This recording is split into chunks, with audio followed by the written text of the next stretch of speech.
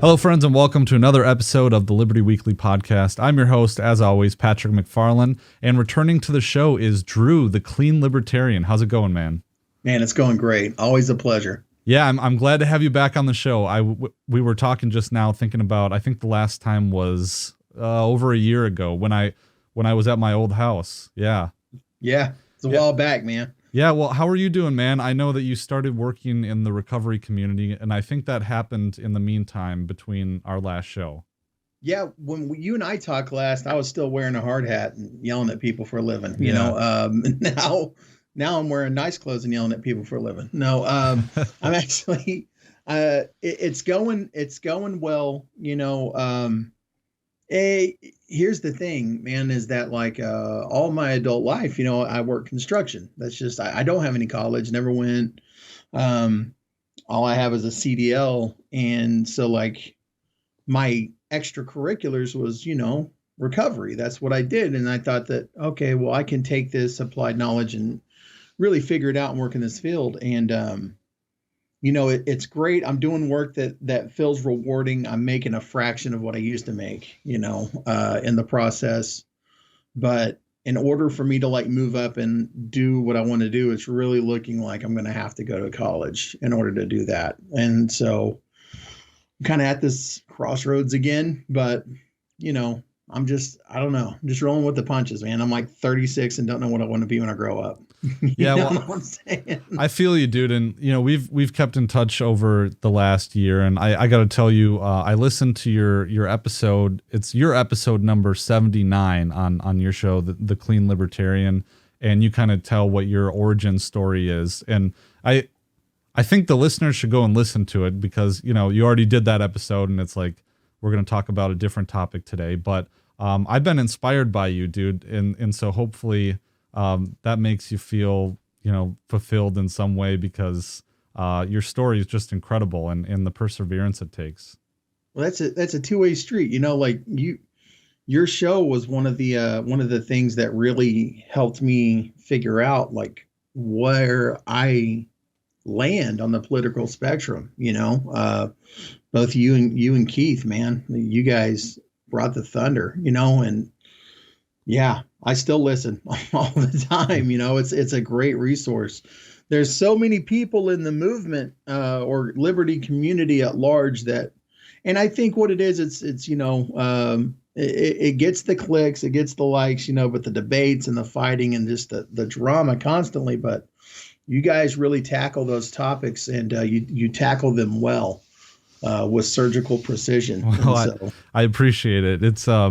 It's like eating your vegetables, you know. I was thinking about that in the last episode I did, 214, and I kind of went through a lot of historical examples, and I was like, you know, is this really entertaining? And so I had like, I was up in the night thinking about it, but well, anyways, but yeah, I think it's important to go through and stuff like that. But I think we have a great topic today. And we're going to be talking about taking a little break from foreign policy to return to the COVID subject. And I think with your experience and with working in the in the recovery community, I started. You know, we've had similar tracks because I started my own law practice in December, and I think you were going through some employment issues at the same time as I was, and so we kind of. Well, I leaned on you. I don't know if you leaned on me too much, but I was trying to be like, oh man, you know. Everything's upside down right now. I got to figure out what I need to do with my life. And, but I started my own law practice and since then it's been going really great. And I've thought about you a lot because, I've been taking some public defender work and meeting with people who are going through, recovery and addiction issues. And I really feel for them. At the same time, it's a little frustrating. You know, I'm sure you know how it is, you know, being a recovering addict yourself. The situation that they're in. But one thing I really found is that it's getting better, but during the pandemic, there was a real scarcity when it comes to resources for people to reach and to use and take advantage of. And especially if you're dealing with the courts, judges really like to hear that addicts are in recovery, and it helps with, you know, sentencing and things like that. So I guess there's not really a question there, but What has the broader effect been on the recovery community with COVID? So I've listened to the whole time. I was trying to find this. There's an excerpt. I work a Narcotics Anonymous program, and just to like kind of piggyback on what you said, the frustration and how the courts get it wrong is like in the book that Narcotics Anonymous, what we read out of, at meetings, it's called the basic text. And there's a line in there, and I'm going to have to paraphrase because I don't remember it line for line, but it says, you can beat them, lock them up, put them in jail, do anything else you want to do to the addict, but until they want to stop using, they won't. And that's kind of that's the nexus of the issue. We're still seeing courts operate under this false illusion that they can somehow mandate the surrender necessary in order to bring about recovery. But like how it's been here, like how did COVID affect? Is that what you're wanting to know? Is like how did COVID affect the recovery community? Yeah. So I've been around the rooms for like, a long time. Probably closer to 12 years. I initially got clean in 2012. And man, I did really good for about 7.5 years and then just flew off the deep end again. And I was out for like 4 months, ended up coming back around, and I got into a rehab here in Cushing, Oklahoma. It's called Valley Hope. Wonderful place. So what I really enjoyed about it is, so like I relapsed on my honeymoon, it was not good. And so not only like did I have my own personal stuff to work out, but like I had stuff with my brand new wife that we really needed to work on. And the thing I liked about Valley Hope is they had couples counseling available for us. Like she was able to come up and visit me. We were able to have like, couple sessions. My daughter could come see me. And on top of that, we were able to leave the property and go down the street to outside 12-step meetings.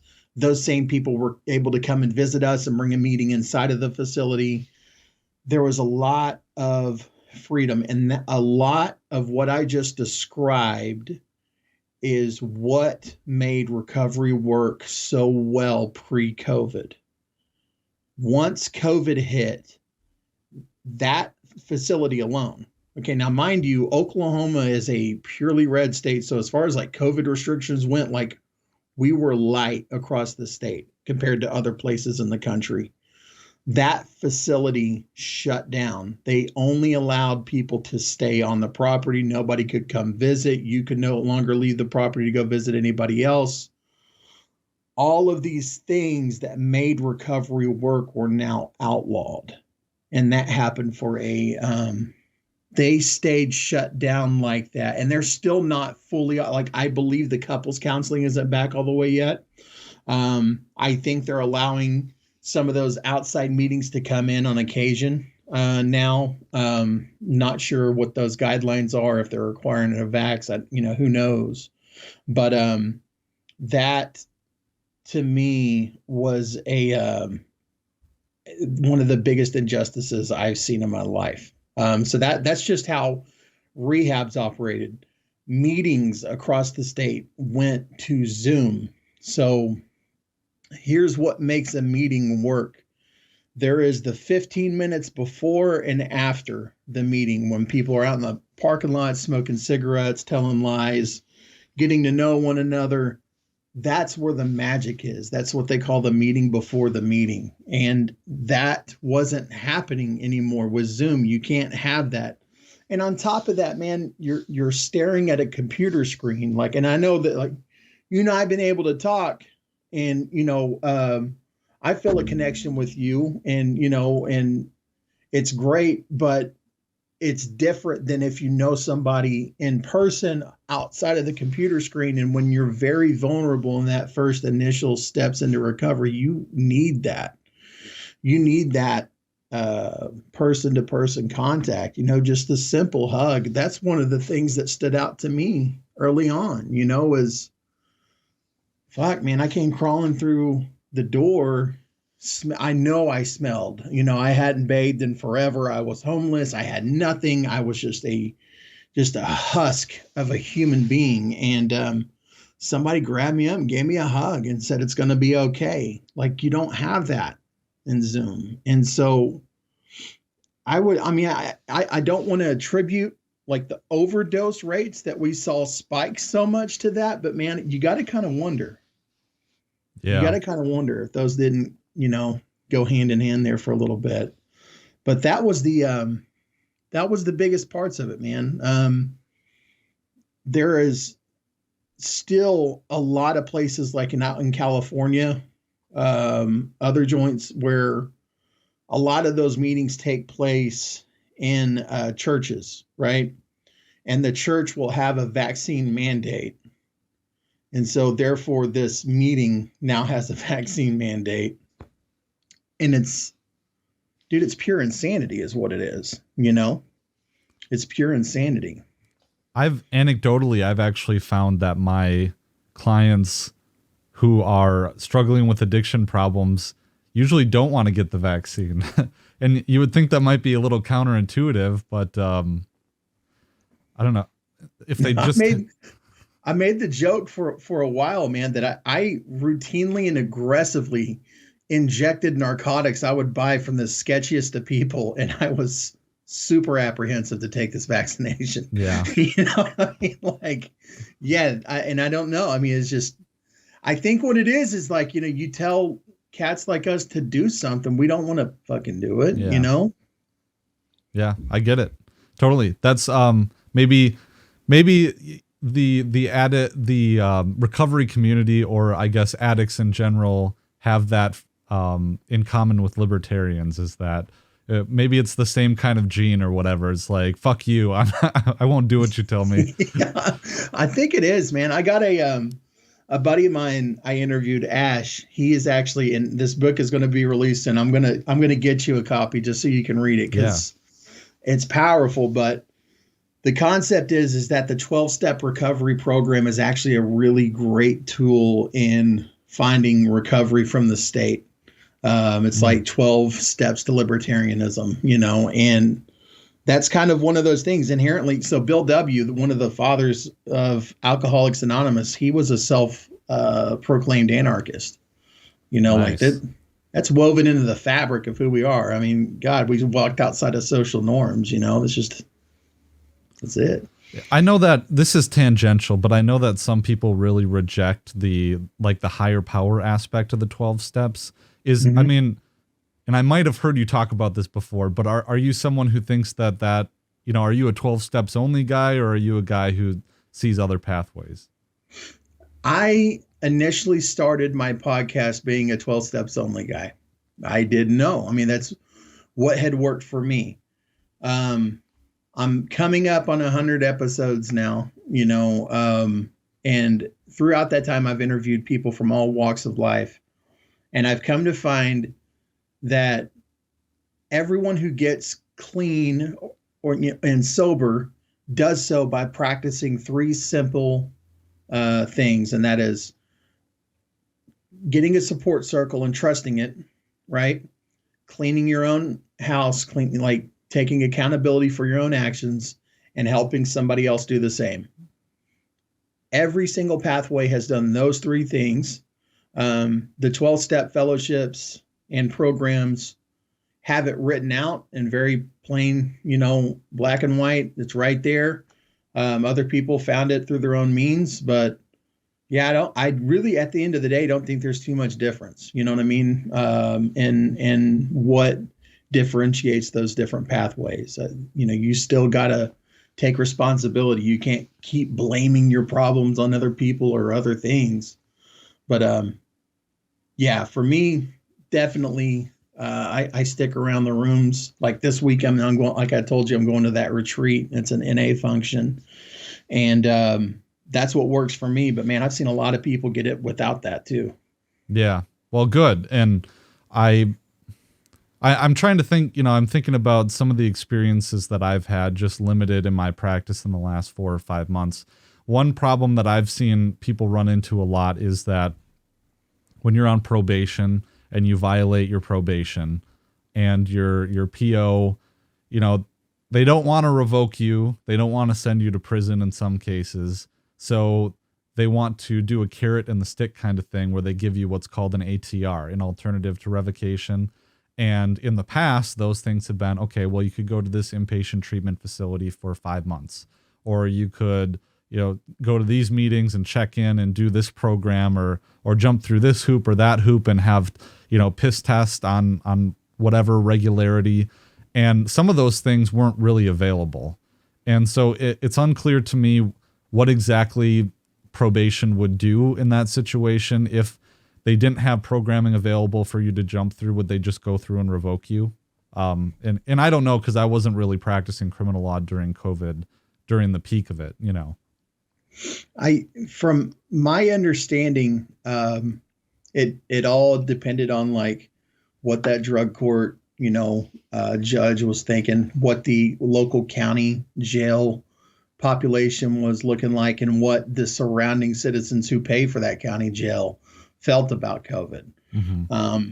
You know, obviously the more liberal an area is, the more likely they are to release you early or not jail you at all. Whereas with the more conservative areas, we'll make room for you. You know, like Oklahoma County Jail, and 2-man cells. Hell, I personally was bunked up there with 4 people in a 2-man cell. I mean, like you had to stand, you know, standing room only in there, for months, by the way. That wasn't just like a 24 hour, that was 4 fucking months in a cell like that. And so it's kind of one of those things, man. A lot of times, you saw like continuances, or, you know, get pushed through. So you're basically just tabling something, and God knows what's happening in the time being while that sentence is being figured out. Nothing. But nothing is happening. nothing good. I promise you that. So yeah, man. Yeah. So I guess to be clear about, you know, the situations that people find themselves in, at least in Wisconsin, the practice I'm familiar with is, you know, depending on, so if you're charged with a crime just initially and you're not on probation, you'll be put on like a signature bond usually, or they'll take cash or something like that, you know, and so you'll be out and there will be conditions of your bond. Don't violate this, don't violate that. And then if you do violate it, you might get revoked and you'd be back in jail while your criminal action is pending. But in other situations that that I was mentioning earlier, is that, okay, well, you're on probation, you got to check in regularly with your probation officer. You have all these conditions, don't do X, Y, Z, and you need to check in, you need to piss test, you need to do these things. And if you catch new charges, or if you abscond and don't report to your PO or something like that, the PO will find you in violation and probably move to revoke you. You get a hearing before that revocation is found. And while you're doing that, you could have other charges come in and be pending and go through the signature bond process too at the same time. It gets kind of complicated. But my understanding, and I haven't had to deal with drug court at all, is drug court offered as like an alternative sentence or some kind of condition of probation? So like how it is out here, drug court is probation with a bunch of conditions, right? Oh, okay. Like you pretty much, you're going to have to move into sober living. You're going to be given a color, and you call this hotline, and you're going to, it's a color coded drug test system. So, if you're red and they call red multiple times a week, by God, your job had better be okay with you taking off work to go take a piss test that day, or else you're getting revoked, or you're going to be sanctioned is what it was. And here's the problem with it is that there's so many regulations that are on it that unless you have a strong support network and people who can help you out financially, because for everything that they stipulate and they tell you to be involved in, you're paying for it out of pocket. Like the person, you're paying for every drug test, you're paying for the counseling, therapist and all that. And that's, that's because society says we got to do something about these drug addicts, but we don't want to pay for it. And so you're putting it on the drug addict who may or may not be ready to get clean. The carrot on the string that they hold out there is that if you complete drug court successfully, rather than they will expunge your record once you complete. So like that charge will have never existed, on your background. And that's how they get you. And there's some people who go through and they successfully complete it. You're always going to have, success stories, whatever. I think that like the intent, especially with the peer recovery support people that are involved in it, the intent is there for them to do a good thing and help out a fellow addict who's looking for a way out. But the process and the system is anything but fair. It's just like anything else in life. When it comes to the court system, if you have money, you're going to have not so bad of a time. But if you don't have money, you're going to be raked over the coals. So like one of the alternative, like probation out here is called community sentencing. And that is kind of given as an alternative, but you don't qualify for that. How they determine qualification is that they have somebody come and interview you, from the community sentencing department, and then another one from drug court. And they pretty much give you like an assessment, and they figure out how much, how much you use, like, is drug addiction a problem? And if you crush that threshold, you cancel out of one of those programs and get offered the other, and vice versa. So, I'm not a fan of that. I'm not, obviously, as any good libertarian would not be a fan of jailing people or threatening them at the point of a gun to get clean. My big problem with programs like drug court and community sentencing is that you cannot teach surrender like that. You can only teach compliance, right? And what we have to learn, those of us who have found recovery, we had to find a point of surrender. And that doesn't always happen in a jail cell. It certainly didn't for me, man. I got locked up a bunch, and that wasn't it. What was it for me was meeting some people at a meeting and, getting the concepts and the basics of recovery spoon-fed to me, in a loving and gentle manner. And that's what made it take hold for me. So I don't know, man. Is drug court a big thing out there? Do y'all have that? In some counties, I believe they do. It's never been offered to any of my clients, but I do know that at least here, I'm not completely familiar with it, but I think that the judges have their own discretion to start their own drug courts. And so I think they're different and they vary from county to county.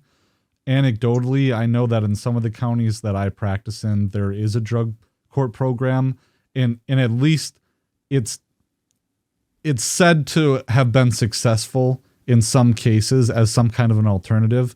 But again, I'm not familiar with what the rules are and if who pays for what and what, the hoops to jump through are. It's just not an experience that I've had yet. Right. But I'm sure, part of being a lawyer is being able to, jump into those situations and figure them out as, there's always new experiences and new challenges with each case and different things. So once you get that framework in place, you're a little bit more familiar with it. But so I'm not sure what, how successful or what the common problems are with it that have been here. So like I had a guest on a while back. His name is Christopher Dreisbach. And if you ever get a chance to talk to him, man, like absolutely do it. Dude is great. He came up with this program in Pennsylvania called Second Chance. Okay. And Second Chance, how it operates is he managed to work out this deal with the local police department that if they make contact with somebody and the obvious nexus of the crime is drug use, there was not really a victim involved, what they will do instead of, so like drug court operates as We are charging you with this crime. We're sending you to jail. You will get out and you're on probation. Second chance is the officer destroys any evidence, no charges are filed, and at point of contact will call somebody in the local recovery community to come out and meet the person and then take that person directly to treatment. And then that's the end of the state's involvement. And they have seen a lot of success with that. I've been trying to network and meet the right people to get that implemented out here in Oklahoma. And man, I am not getting a lot of love. Drug court is an enterprise. I was actually told not so long ago that drug court will never be ended out here because it's just far too profitable.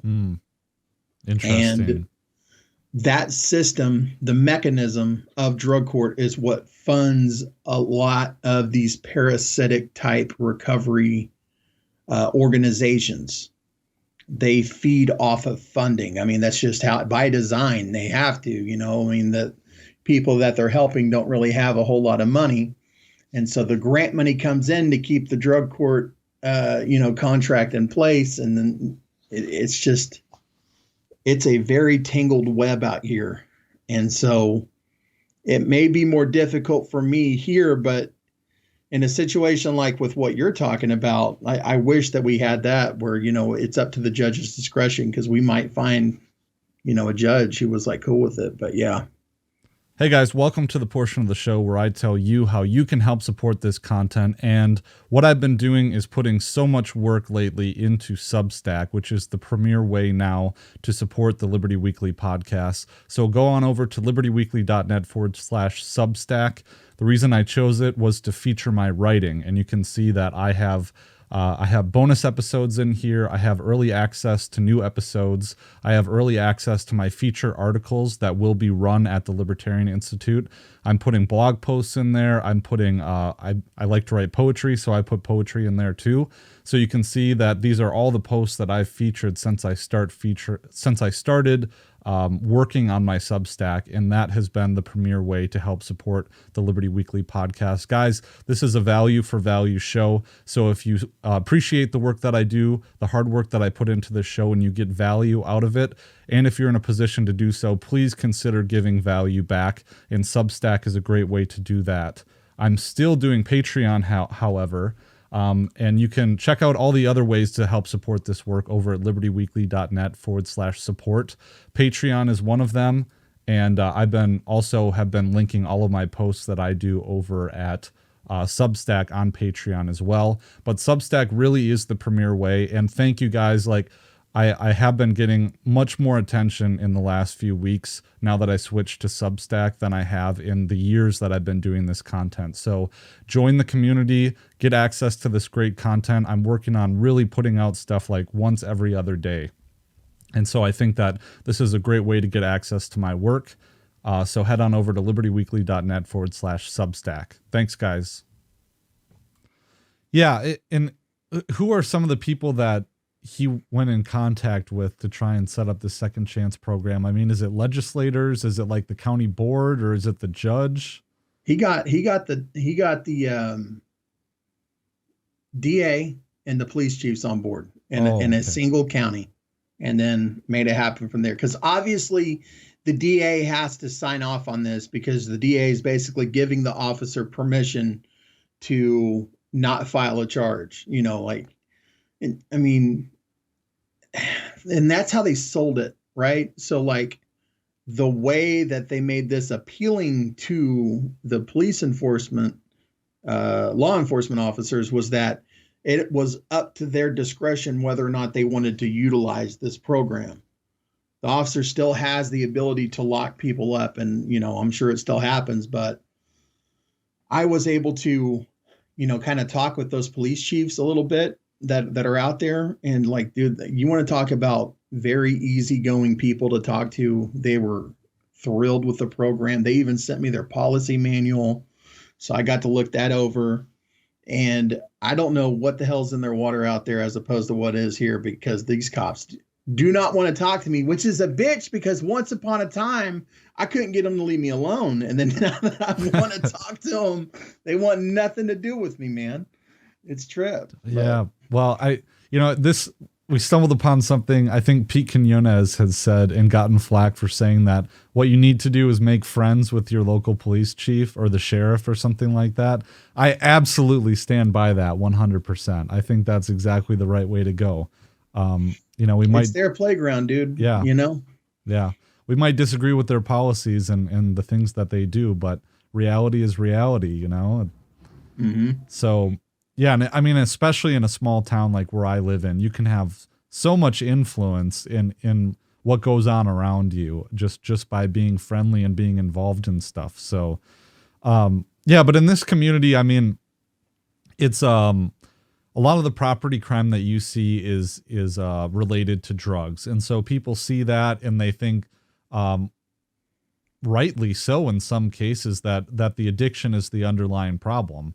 And this is where you get this whole conception that it's not a victimless crime, right? That using drugs is not a victimless crime because they say, well, you use a bunch of drugs, and then, I don't know, you drive and put people at risk, or you go and you steal things from people. And so I've seen charging documents where the police officer will file a police report, and in the victim spot, they'll put society. And I don't know if they've been trained to do that, but Wow. Anyway, the problem that you get here is just that most of the property crime that happens in this county is it's addicts trying to steal things to pawn and sell to buy drugs. Yeah. And that's certainly, here's the thing though.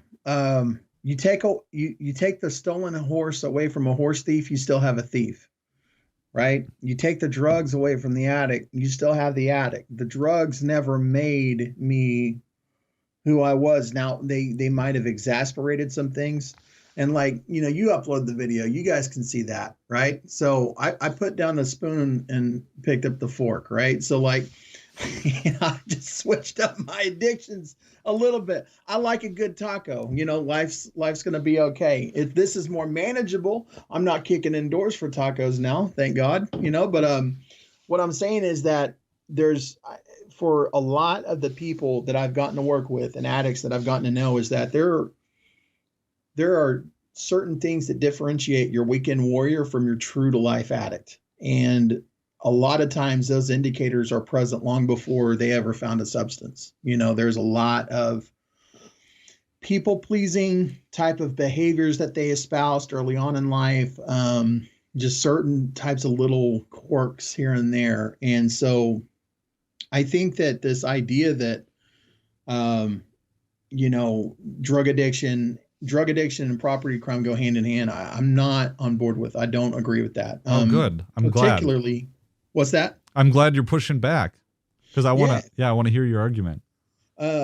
Particularly for me, I've sat in a lot of meetings and seen the quintessential soccer mom who looks like she has her shit figured out, sitting in a meeting, wringing her hands, wondering how she wound up there because she was prescribed Xanax or Loratab or whatever else and just couldn't fucking stop. She wasn't robbing anybody. Never, that rehab I mentioned, Valley Hope, it's a private rehab. So you kind of got to have insurance and money to go there. And, there was people I went with who were attorneys, and well-to-do people in society and legitimately just got off the beam a little bit. They weren't kicking in people's doors. I think drugs tend to gravitate towards a certain socioeconomic class, right? And you're already going to have property crimes that are present in that socioeconomic class as it is. People are fucking hurting. Whether it's food or dope, it doesn't matter. They're going to steal some shit because they ain't got nothing, man. And it's not right. It's not okay. I'm not trying to excuse it we just need to allow them to steal. No, you need to prosecute. Yeah. But you absolutely, I think, are missing the mark and then not you, but they're absolutely missing the mark whenever they're saying that, drug addiction is property crime. That's just bullshit. It's kind of like that argument, Lou Rockwell's argument. I love that, the left, the right, and the state book. Yeah. Whenever he's like, legalize drunk driving, and that's anytime on my more hostile days where I wake up and choose violence, I'll start, throwing that out into the ether of Twitter. And it's always the same thing. Drunk driving is a victimless crime. No, it's not. What about the mother it killed or whatever? And it's like, well, that's drunk crashing. That's vastly different. Mm-hmm. Right. And I would argue that using drugs and kicking in somebody's door to steal their stuff to buy drugs are two vastly different things as well. Yeah. That makes me think about, just the mess that the OWI statutes are, at least in Wisconsin. It's like you need like you need a graphing calculator to figure out exactly what the penalty is going to be, right? I don't know how it is in Oklahoma. It's like there's all these different factors. There's a booklet full of charts that they give you, and it's different for, at least in Wisconsin, it's different for each judicial district. So the counties are broken up into individual judicial districts, and each one, I think it's set by the chief judge for the district, sets forward what the penalties are going to be for drunk driving. And it's all like, did you refuse the blood draw? Did you blow between 0.08 and 0.15, or did you blow between 0.15 and 0.23 or something like that? Did you crash? All these things. And then there's like this chart in I don't know if they have like a compass that you got to figure out exactly what the penalty is going to be. It's just absurd. And I don't think that it really, to someone who is a habitual drunk driver, it doesn't seem to me that it really has the deterring effect if you have no idea what the penalty is going to be. At least until you get like your 5th OWI, which I think number 5 is a felony where you go to prison. But yeah. Yeah, it's similar out here. Booze was never really my thing, so I don't really know what that process looked like, But I do know that Oklahoma is absolutely a page 2 state where, after former sentencing considerations are made. So you're not really allowed to go on too long, doing too much, unless, of course, you have money. If you have money, then you can pay the justice system and get your way. They do a lot of interlock devices out here for stuff. That's pretty much guaranteed first time you get pulled over, whether or not there was property crime involved or not. But I think the first one, depending on the severity, is a misdemeanor, and the second's automatically a felony. Really? I think, yes. For Wisconsin, the first one isn't even a criminal offense, because that's how Wisconsin is, man. I mean, you think about our history and you think about those kind of things, but I think Wisconsin is one of the states where and don't quote me on this, I don't know for sure, but I think that you can drink legally when you're under the age of 18 if your parents are there. But I think that when you're between 18 and 21, you can't drink legally because you're not a minor anymore, so your parents can't supervise. I'm not sure about that. That's just, and I don't know if that's an urban legend or something, but I wouldn't doubt it, though, is the thing, man. Yeah. I don't get many underage tickets. I've never had to defend one of those, so I haven't had a chance to look into exactly what it is. But let me ask you this, man. As an attorney, since we were on the topic, what are your thoughts on after former sentencing considerations? So what do you mean by that? I think that's a term of art that you have down there that I don't have. Okay. So like, if 2 years ago, let's say this, 10 years ago, I got a felony. Okay. Did everything the court stipulated, paid my fines, my fees, everything. And I was good for 5 years. If I catch another felony, during the sentencing, they will consider that past felony that was in the past, whether or not it's related at all. Is that like a repeater status? So like here, they'll charge you with a misdemeanor, and if you've had like 2 misdemeanors in the past 5 years, then the penalty the maximum possible penalty will be increased. Is it like that? Yeah. So yes, kind of like that. And yeah. The other part about it, because it sounds like there's two different things we're talking about too, because if you're charged with the repeater status, which I think it's 2 or 3 misdemeanors in the last 5 years or a felony in the last 5 years, it'll go from, I don't know, 6 months in jail to 9 months or 12 months in jail, the maximum penalty. But there's another thing that it sounds like you might be talking about where the judge will consider just in sentencing. It won't increase the maximum sentencing. You won't be charged as a repeater, but the judge will be like, oh, look, you have been convicted of 3 misdemeanors in the last 10 years, so I'm going to factor that into my sentencing. I think both are garbage. Because what the state is doing is they're criminalizing, they're using prior conduct against you, which in a way it's kind of like a technocratic thing. And I was going to talk to you about this earlier too, because it seems like I guarantee you that if you went in for some kind of evaluation for court ordered programs, they sat you down and they gave you a big questionnaire and they categorized you, where they would give you all these factors and then they would give you a score on each one. And then they took all those scores and they added them up, and that number told them how big of a risk you are for like criminal behavior. Have you had that happen? No. Well, you're ruining my narrative here, Drew. I'm sorry, man. It's because here's the thing. I don't know what it looks like behind the curtain, and you do. That's the main difference in between our perspectives. So like, all I know is that like it is mentioned during sentencing, Mr. Cook, this, I see that this happened, and as a result, this is what I'm going to give forth. So that's all I see there. But well, I'll tell you, in Wisconsin has the sentencing guidelines. And I'll tell you that a good judge, this gets into judicial philosophy. Judges are supposed to do what the legislature tells them to do, right?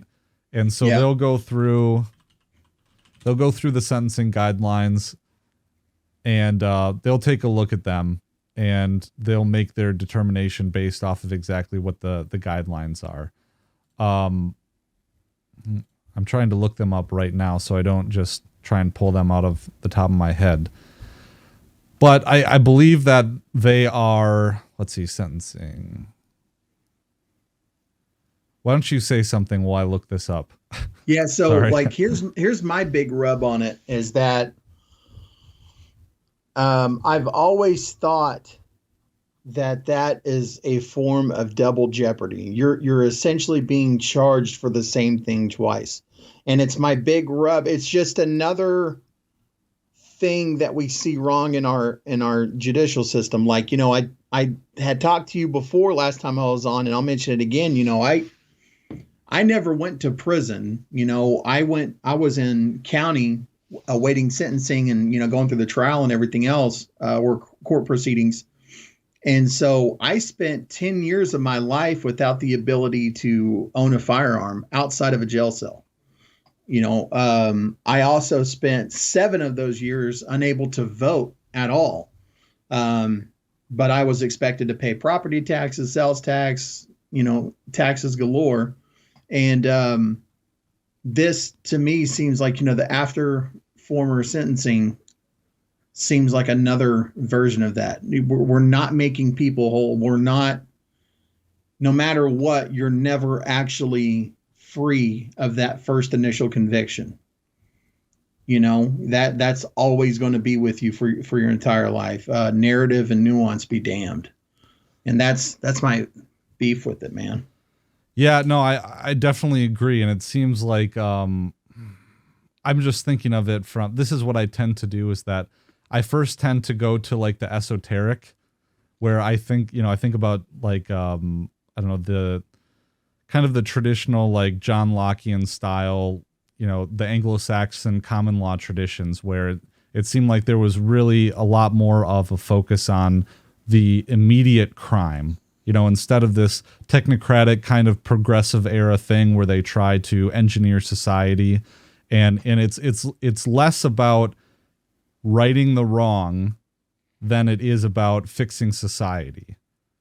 And so they try to engineer all these things, and that's where you get things like, oh, well, we're going to punish this person for prior conduct. Whereas as opposed to, well, we're just going to, focus on the situation and right the wrong. Yeah. And the other, part of it is that especially whenever you're talking about criminalizing somebody for drug use, simple possession or anything like that, like there is no wrong that you're righting. I mean, right. Nobody is being made whole in that scenario because there was no victim. About the most you could say on a property crime situation is, put this person to work and have them pay back the person they stole from. Yeah, exactly. Yeah. And I'm anybody worth their salt is, or, any, especially libertarian in recovery is going to tell you that that's an okay thing to do. I mean, you take from somebody, you give it back, plus whatever damages. I mean, that's just the way it goes, man. Yeah. That's how society should function. But what we see happening with our current court system is that, and maybe you can tell me too, like, do you ever represent anybody who got stolen from took their aggressor to court? Like, did they get paid back for that theft? Like, what did that look like? Well, I mean, I will tell you no, but I do have a client. Well, I don't know if I want to talk about that one, but I did have a case where my client was charged with stealing, and the state alleges that there's video footage of him doing it. And the DA said, hey, look, I mean, as much as we rag on DAs, she's been very, very adamant about my goal here is to get the money back, right? That's my only goal, and I'll go after that. So I mean, we could talk all day about, how the English system all of a sudden made private crimes, the state would go and fill in the shoes of the victim and prosecute on behalf of the victim instead of some situation where it's the victim trying to become whole by themselves. So yes, there is a restitution system, but there's another problem with it too, is that oftentimes the victims will allege damages over and above what was actually stolen. And then so the onus is on the defendant to have to go through and request a restitution hearing because what will happen is that, I don't know, say that you're a landlord and your tenant, you evicted your tenant and the tenant wants to get back in. So the tenant kicks the door down, right? Or something like that. And you're going to want to go out and get the highest possible bid from a contractor to come in and fix the door. It's a situation like that. And the DA is going to aggressively pursue whatever that bid is, whatever the invoice is or what have you. And they're going to try and get that out of the client, and they won't let you plead to any deal unless it includes that high restitution cost. And if you don't agree with it, you have to have a mini trial on damages, and it's pretty involved. But okay, I found these sentence guidelines factoring conditions, which I should know off the top of my head. But the gravity of the offense, the rehabilitative needs of the defendant, and the protection of the public are the three main factors that the judge is supposed to consider, at least in Wisconsin. And I know that there's a tendency to have if there's jail time included, there's a strong, I don't know if it's in case law or if it's through the statute, that there's supposed to be the least amount of jail time possible. And so that's always a factor that's related in. But of course, that's kind of where you get these sentencing disparities, right? People really get mad about that, especially when pedophiles or sexual predators end up getting sentences that are less than, a drug dealer or something like that.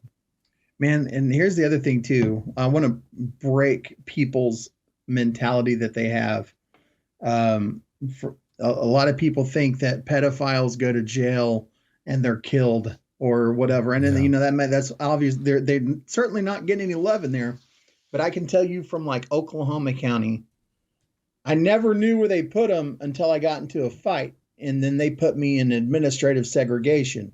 Ah. And across the hallway from us was the pedophile pod. And I will never forget, they pulled everybody in AdSeg who was going to court that day out. At the same time, they pulled the pedophiles out.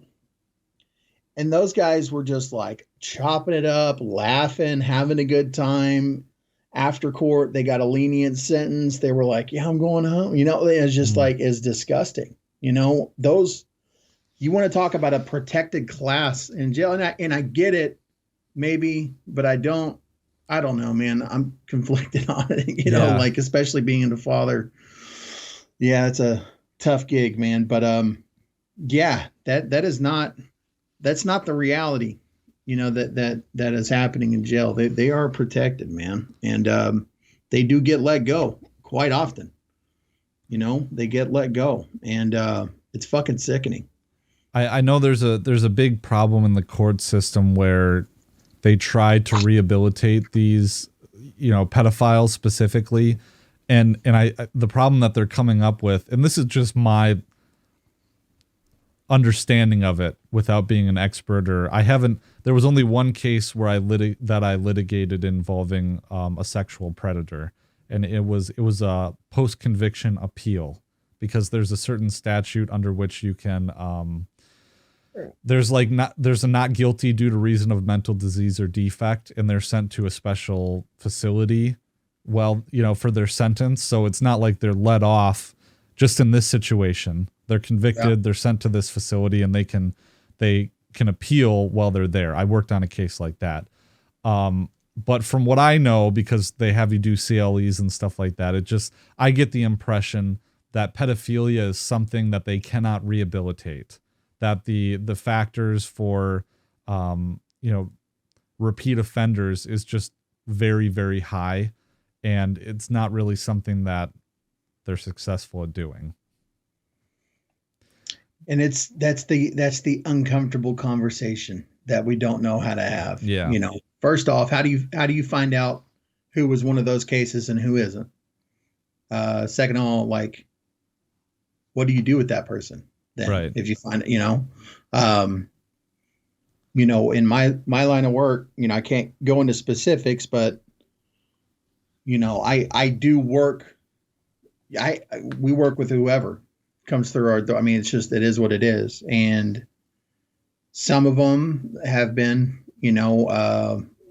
sex offenders, and just hearing their backstory, it's kind of like, yeah, I mean, I'm not saying that it justifies it at all. It did, because it doesn't. There's people who've been through worse that never hurt another soul, but you hear some of those stories, and it's like, I mean, yeah, you were fucked from Jump Street. Like, you never had a shot. But then there's those other ones who were just like, the gravity of what they did in their past just has not connected. And I don't know if that's mental illness. I don't know if, like, you've been treated like that type of person for so long that you just kind of get this weird paranoia about, I don't know, man, but it is a messy topic of discussion, and I don't know the answer. Yeah. Yeah. And I think you probably feel the same way as me, but try not to be judge, jury, and executioner, and try to reserve judge. I don't know if that seems to me to be kind of the Christian thing to do, is to let God judge at the end. Yeah, for sure. I mean, I'm going to protect me and mine. For sure. I will be judge, jury, and executioner in this household, but as far as like that goes, you got to lead with empathy, especially in recovery and mental health. Like that's what we're there for. Okay. So like a big thing for us is that, we have clients who will frequently have mental health crises, and just have a total meltdown. And when they're going high, we got to go low. respond in soothing tones and listen to what they say, give reflective statements back, and all of that. And in the process of doing that, it's radically different, because I used to meet confrontation with confrontation routinely. And now it's like I don't do that.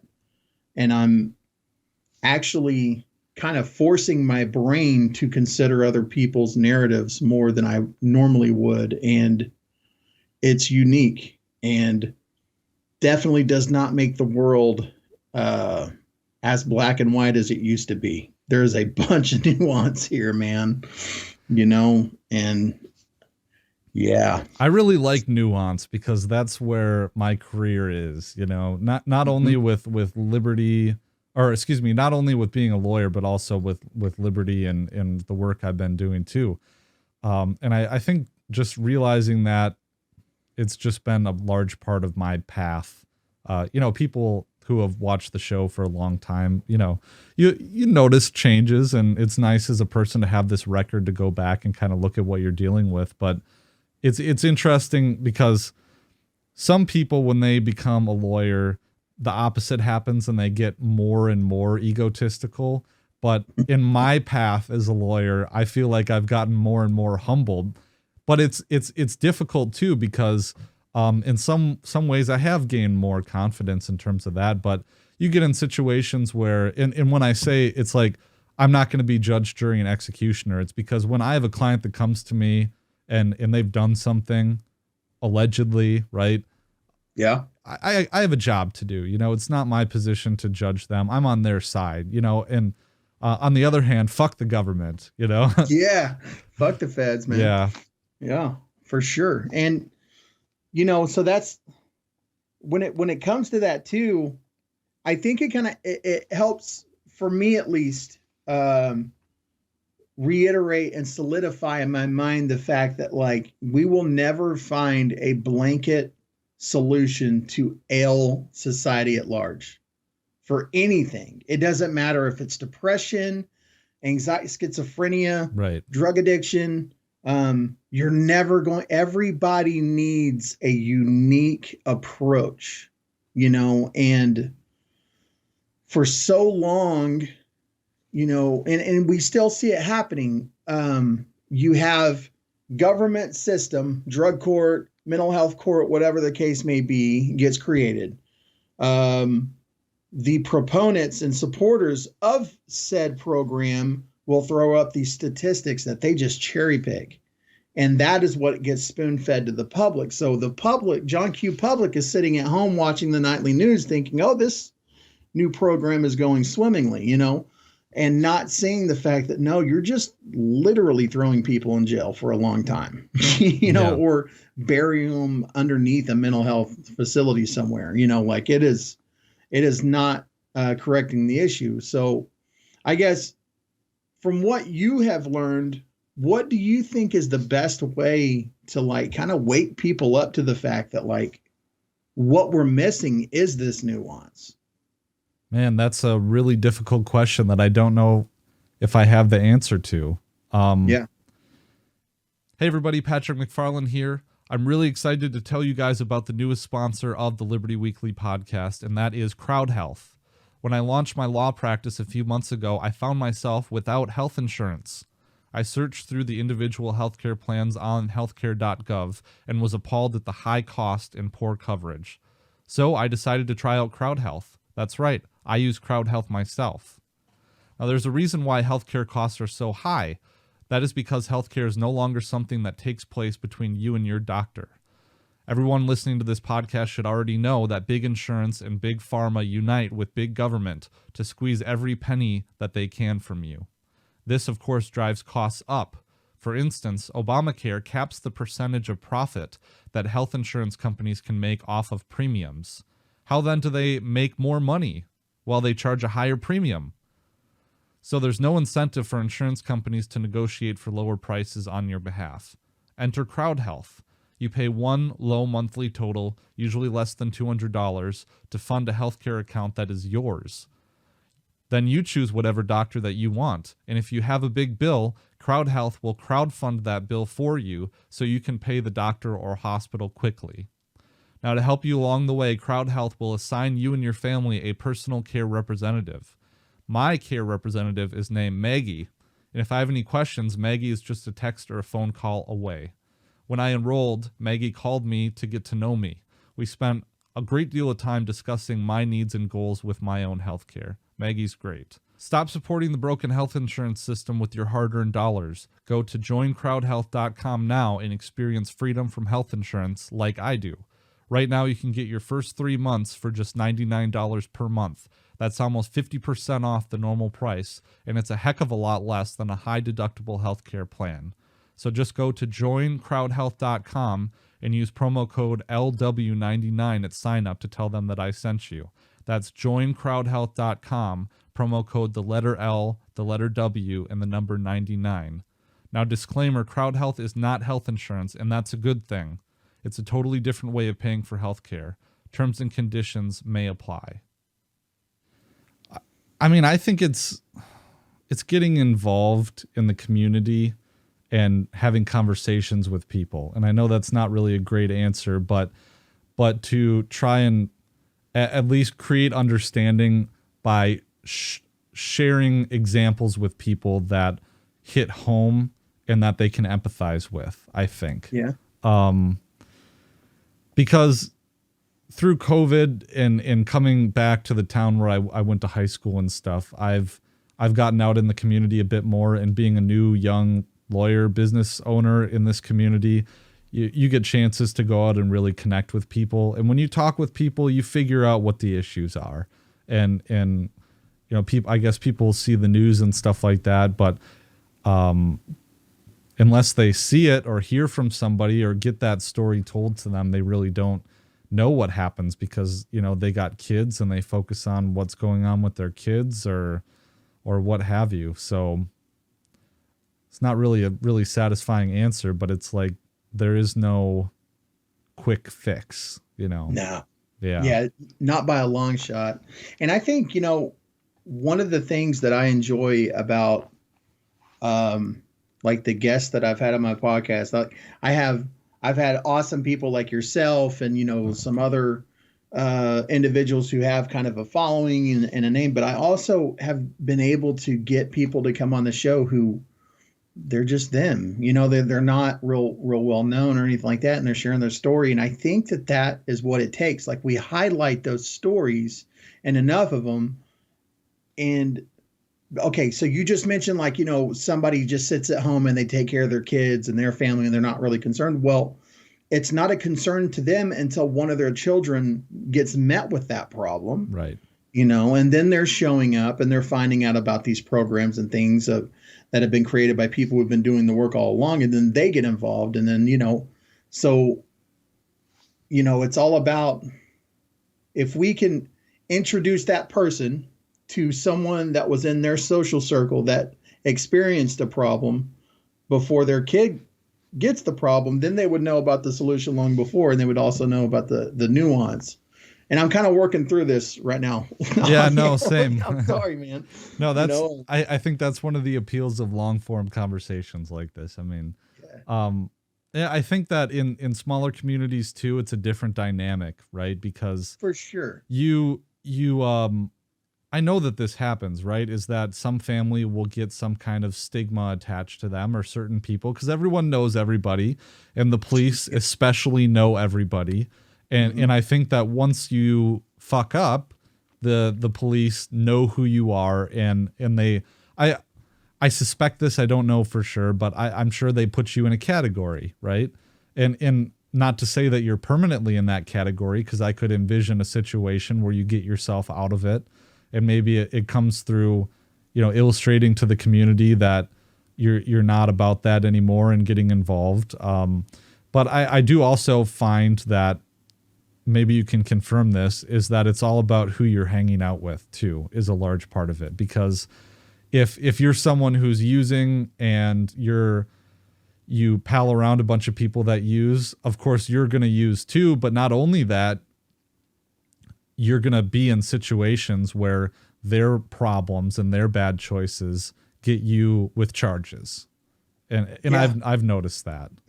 Yeah. So like a unrefutable law of the universe is that stupid shit happens around stupid people. Yeah.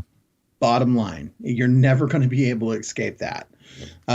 Equally so if you're hanging out with people who are on drugs. One of the things that we say in the rooms is that if you hang out in a barbershop long enough, you're going to get a haircut. Yeah. Right. And so one of the things that was imperative for me to do when I first came around was I had to change that social circle. One of the cool things is that the longer I've stayed in recovery, those people from my past who I didn't talk to anymore have kind of trickled into these meetings on occasion. And we're meeting each other again under different circumstances, and we can kind of pick that relationship up or establish a brand new one. And it's been really beneficial. But I would say that you're probably accurate. I mean, we already know how, police surveillance programs work. They target specific areas, specific households, known drug areas, is the phrase that law enforcement throws around all the time.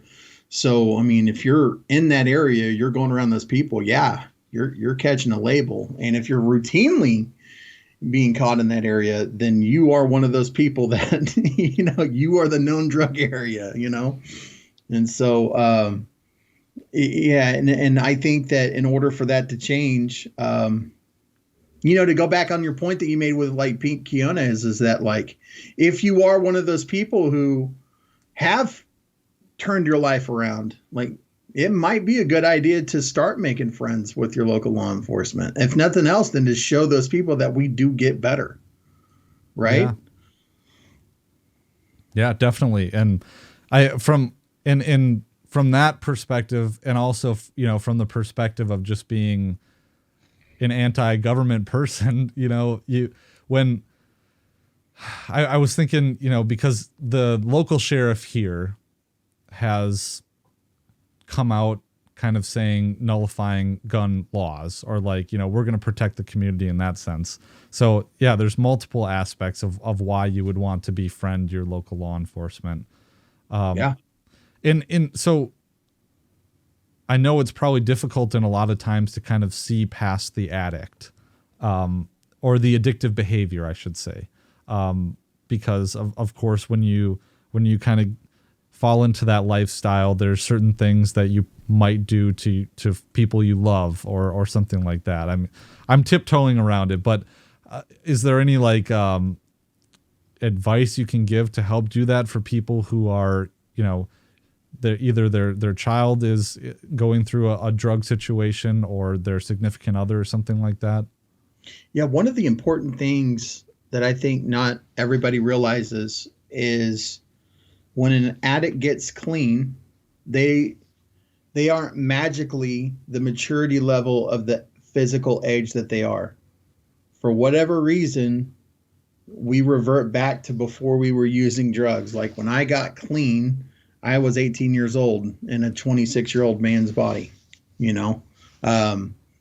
was a lot of patience that was required, because like, dude, I was gone, man. Like I was gone for a long, long time. And when I finally got clean, I needed to be taught basic shit like, here's how you pay a phone bill, like here's how you have good personal hygiene. Like I needed to be taught this type of shit. Like I did not know. And that's kind of one of those things. The other part of it is that it's forgiveness is not always about forgetting, right? Like I am so sorry, man, my dogs are going crazy. That's all right. Y'all cut it out. A big part of what will prove to you that somebody is serious about righting some wrongs of their past is, okay, for instance, with me and my wife, I, like I said, relapsed on the honeymoon. My first year out of that rehab consisted of me going out of my way to make sure she never had to wonder about where I was at and what I was spending money on. I never allowed that doubt to enter her mind because I knew that that doubt was only there because I placed it there, right? And so somebody who's really on the path to recovery is going to know that they need to be doing something similar. They need to be going out of the way to really right those wrongs in your life. And, you know, I would say there's also no shame whatsoever in telling somebody you just need a little bit more time. You know, you're afraid to get close to them again because of, let's say they have a track record of getting clean for a couple of weeks and then blowing up all over again. And I don't mean to push certain programs and stuff on people, but man, they have the Al-Anon and Nar-Anon, and those are specifically designed for the people who have an addict or an alcoholic loved one in their life. And I cannot speak highly enough about those programs. A big thing about it is understanding that you are powerless over that person's decisions. The only thing you can do is have healthy boundaries. And that is it. And it teaches you how to have healthy boundaries with cats like us. And we need that, you know. A running joke in the recovery community is that a relapse for an Al-Anon is a momentary act of compassion. You know, but that's just what it is. You know, we were people were codependent for a very long time, and whether or not you realize that, there's likely some that's existent if you've had an addict in your life for any length of time. You know. Last question, I suppose. What do you think about, because a lot of people, their only experience, if they don't have personal experience, maybe they saw intervention or something like that. I don't know if I asked this of you the first time that we did an interview, but what do you think about the whole like cut off, like shunning approach to someone, a loved one who has an addiction? So, like, it's all in how you do it, right? So you cannot keep giving that addict in your life $20 for that phone bill that they never seem to pay over and over and over again and think you're doing something good. You're not. You're feeding their addiction. It's sad. It sucks, but you can't keep doing that. That doesn't mean you call them a piece of shit and, you know, refuse to take their phone calls anymore or anything like that. Like, your boundaries need to be your own, but they need to be healthy. And so for me, for the people that I work with, there's a couple of sponsees that I've had, and just for those not in the know, like, when you have a mentor in recovery, somebody who's showing you how to work the program, that is called your sponsor. And the reverse of that is the sponsee. So it's the sponsor-sponsee relationship. And a couple of the guys that I sponsor had a problem with relapsing over and over and over again and staying out and whatever. But the main thing that I try to drive home is that, like, I am always going to be a safe place where you can call me and I will talk to you. And we can kind of bounce some of that crazy shit going on in your head, you know, between one another. But one thing I won't do is feed your addiction. One thing I won't do is help you continue to destroy yourself. I'm not here for that. You know, be a man, go get that shit done all on your own. You don't need my help in that whatsoever. But when you're ready to get clean, I'm right here for you. And I think that that's kind of the better approach for family members and whatnot. So many people are afraid that their loved one is going to end up dead. You know, they're going to be one of those overdose statistics. And I wish I had something really profound and like heartwarming and wholesome to say here, but I don't. I don't know why some of us get clean and some of us don't. I fucking don't. I wish I had an answer for that, but I don't. I think the biggest thing that we have going in our favor right now is, like, Narcan is around, and that's a wonder drug, or, you know, a wonder substance all on its own. Fentanyl strips are starting to become a thing. Harm reduction isn't pretty, especially in the more conservative areas of our movement, when we talk about a needle exchange and this and that, it's just like, a lot of people get repulsed by that. But the reality is dead addicts can't recover.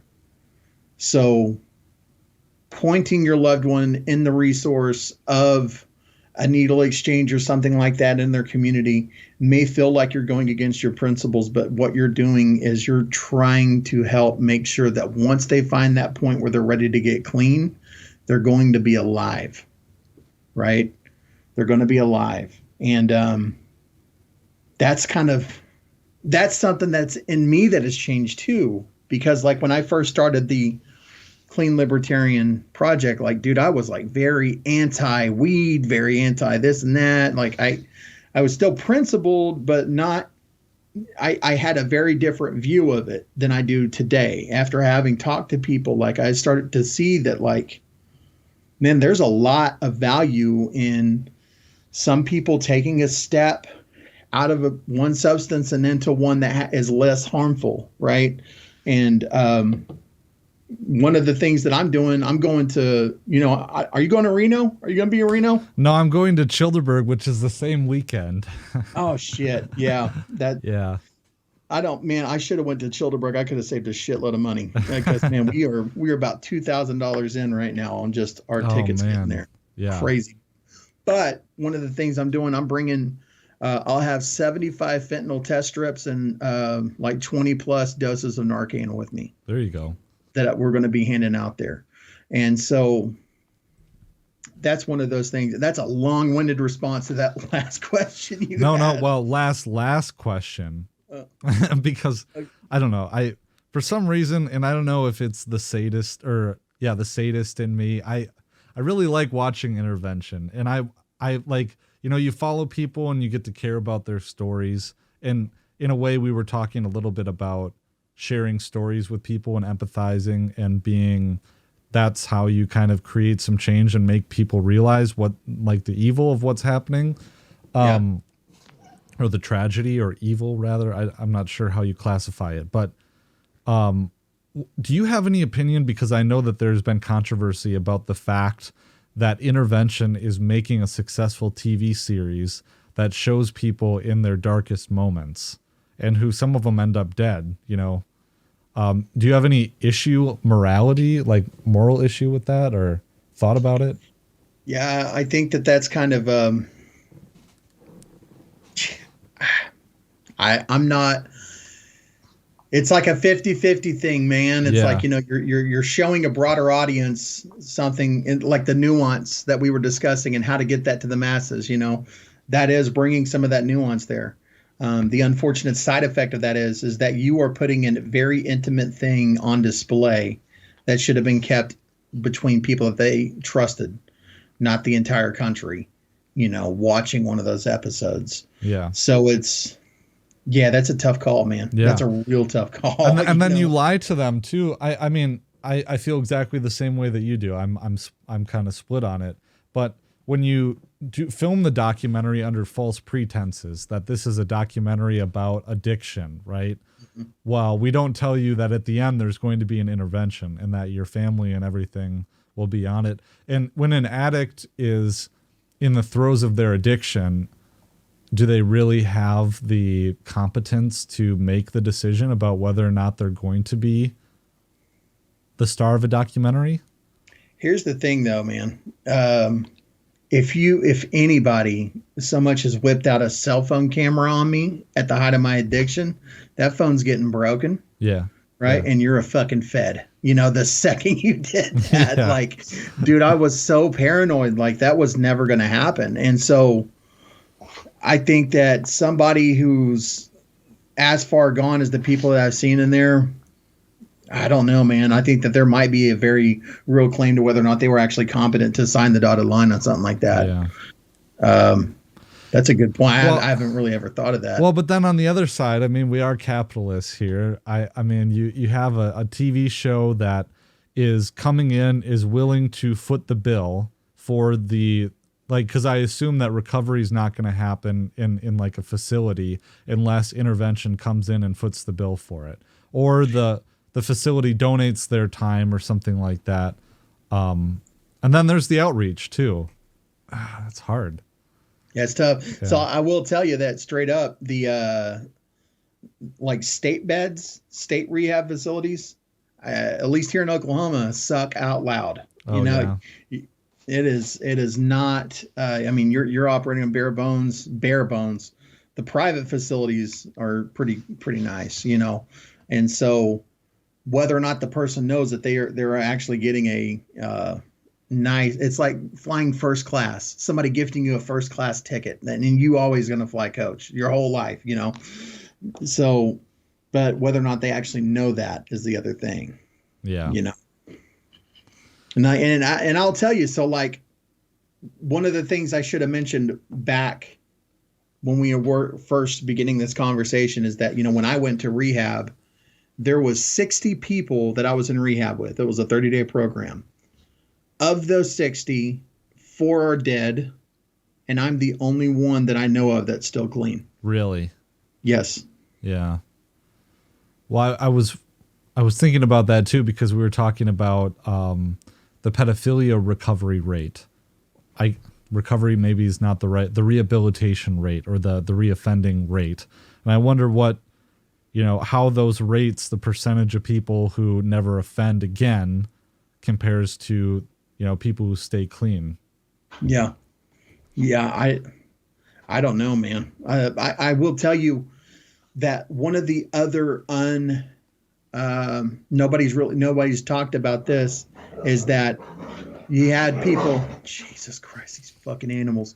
One of the things, so you have people who got clean and sober in these 12-step meetings for years and years.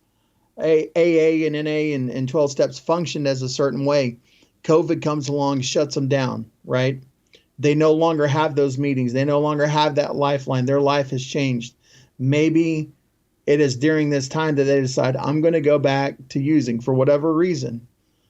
They go back to a marketplace that is so vastly different than the one they left. Fentanyl and all these drugs. The quality. Okay, 2012, I got clean. I was a meth and heroin freak. An 8-ball of meth back when I got clean in 2012 was like $200, right? When I relapsed and in 2019, an 8-ball of meth was $20. Wow. Unbelievable the amount of change that occurred with that. And I wonder how many of those deaths were actually people who were someone that had, been clean or sober for a while, and then finally, they relapsed and got a bad shot of fentanyl. Yeah.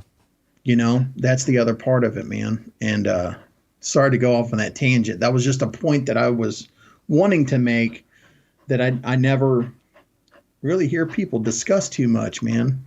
It's fucking sad. COVID did a number on us. Yeah. COVID did a number on that recovery community, man.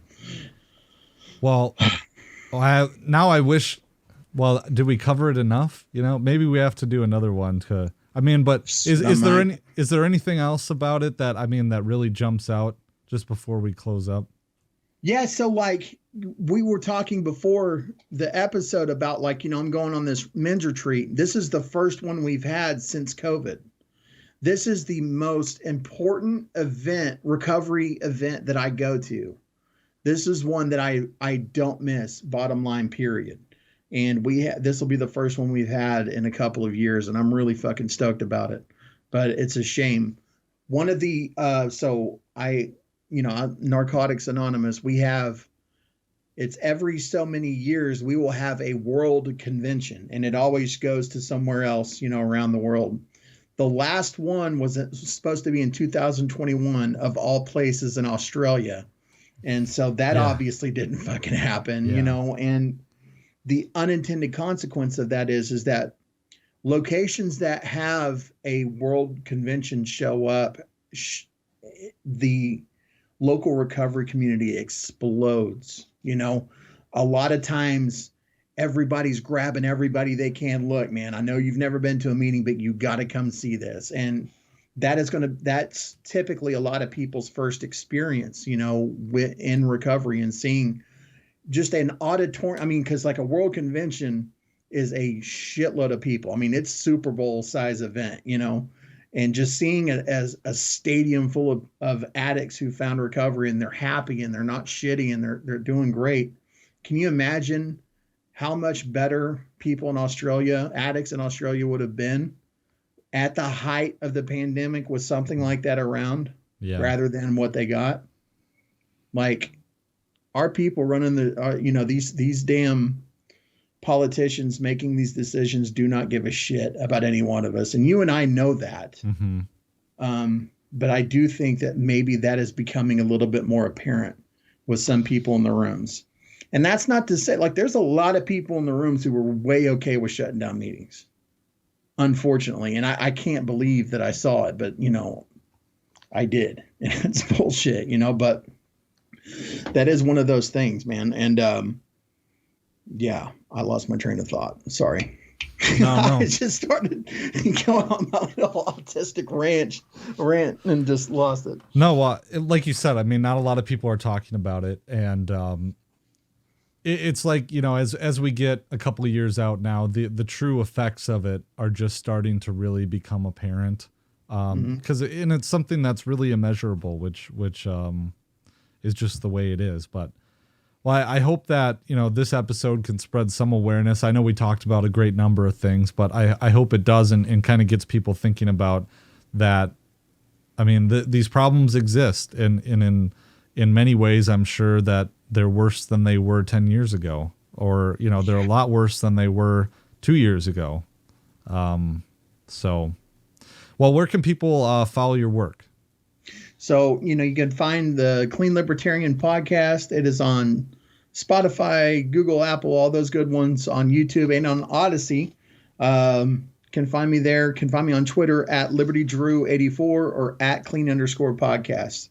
And just kind of for those of you who aren't completely disgusted with the LP just quite yet, we do have the Sober Caucus that is going, and really loving what we got going on there. If you're going to be in Reno and, you're somebody who liked what you heard here today, come hang out with us. We got a hospitality room we're going to have there the entire event.